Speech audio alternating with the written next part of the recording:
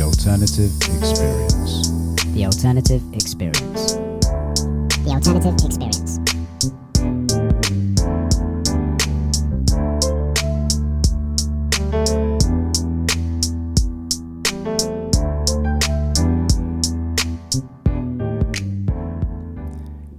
Do you ever notice how much weight we put on what other people think? Like, almost subconsciously. Since starting my coaching business, I've noticed this everywhere. In myself, in my clients, in the people around me. We spend so much energy worrying about how we're seen. And I've done it too. Used to do it all of the time. Today, I have got better. But there's still areas that it really does sneak in. And that's what we're talking about today. The things we avoid, the dreams we've kind of left untouched, and how that kind of shapes who we become.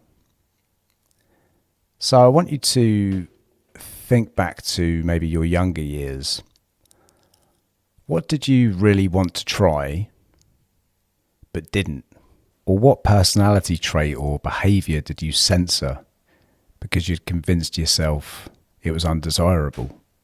So I've noticed something in my clients, and as I've said, in myself, over and over. And it's the things we wanted as kids, but avoided because of fear of judgment. And those things can very often become like an anchor for us later in life. Just for behaviours, beliefs, that kind of thing. Did you avoid drama class because the cool kids thought it was lame? Was it just not standing up for yourself and saying what you really thought? Instead saying what you think would help you fit in?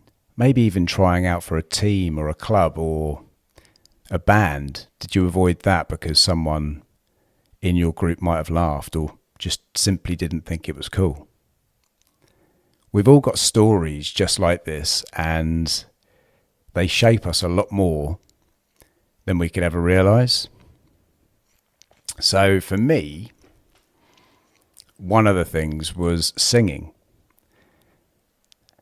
As a kid, it was kind of one of my escapes. I was a lot younger than my older brothers, and I would often lock myself in my bedroom, record the top 40 on my tape deck off the radio, and belt out as many of the tracks as I could along to like Smash Hits magazine. Never did it in public. Absolutely not. The idea of ridicule was kind of unbearable at that age. But even my closest mates, strangely enough, I suppose I met them later, maybe about 14, so that might be why. But they were in bands and I really wanted to join them, badly. But I was completely convinced that I'd ruin it, so I never really tried. In my 20s, add a little bit of alcohol to the mix and suddenly I'm at the front singing at their gigs at the top of my voice, but still never ever joining in. And then eventually came a turning point. A friend of mine asked me to sing at his wedding, and he was not taking no for an answer. Now, he had been to these gigs and heard me belting it out and just thought that I'd do a good job at some of his favourite songs. So I said yes, absolutely terrified, full of imposter syndrome, and it hit hard. I started thinking, what if I ruin his day? What if I sound awful? But there was a bit of help. A couple of my mates, a few instruments, and a 1970s drum machine, and we were well away. We rehearsed. I was extremely nervous at first, so self-conscious. But eventually it started to click. People really enjoyed it. And even 15 years later, they still kind of mention the Nirvana Unplugged covers and some of the tracks.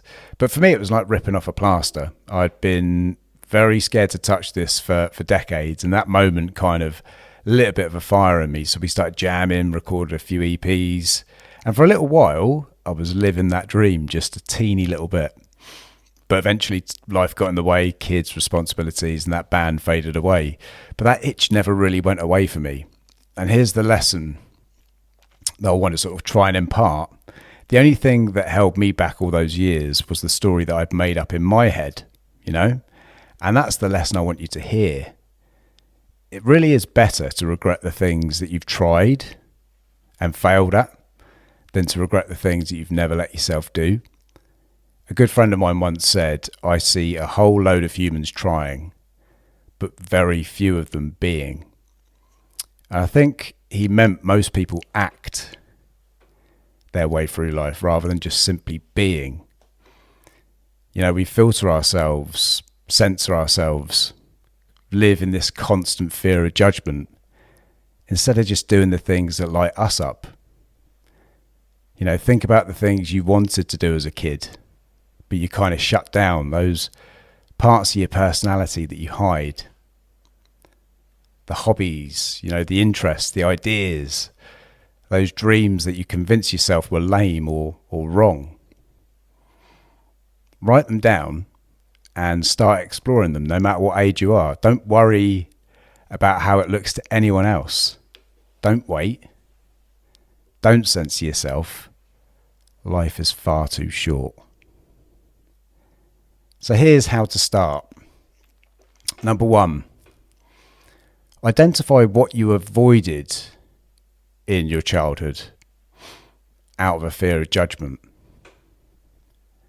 Identify parts of your personality that you hide because of fear or shame. Pick one thing, just one, and do it no matter how small it is. And really observe how it feels. You know, notice the growth, notice the joy, notice pulling that plaster off, you know, the relief. And just keep going, step by step, inch by inch. For me, I'm 45 and I'm not starting a music career. I'm just doing this for me, you know, to check a box. I suppose to honour that part of myself, to finally get it out and get out of my own way. Your thing might be different. Maybe it's painting, writing, travelling alone, speaking up in a meeting, or even asking someone out. Whatever it is, just go and do it. Stop living in fear of judgment, because this is not a dress rehearsal. Take action, get uncomfortable, get to know yourself. The more you live your life uncensored and, I suppose, unscripted, the more joy, confidence, and sort of genuine authenticity you're going to uncover. And when you do, life stops being a constant act of trying to fit in with everyone. And it starts being a life you actually want to live.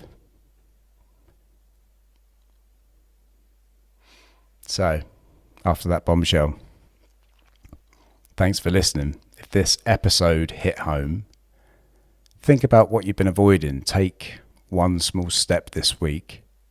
Finally do it. Check out my social media links, my YouTube, my website. The link tree will be in the show notes.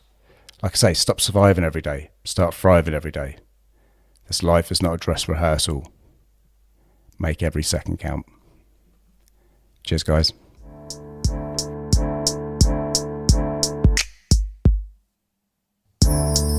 The Alternative Experience.